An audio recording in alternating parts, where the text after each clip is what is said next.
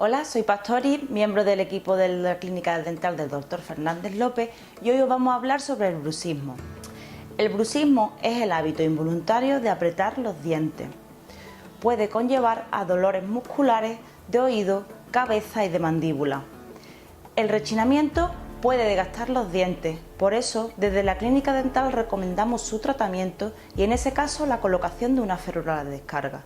Para más información pueden ponerse en contacto con nosotros.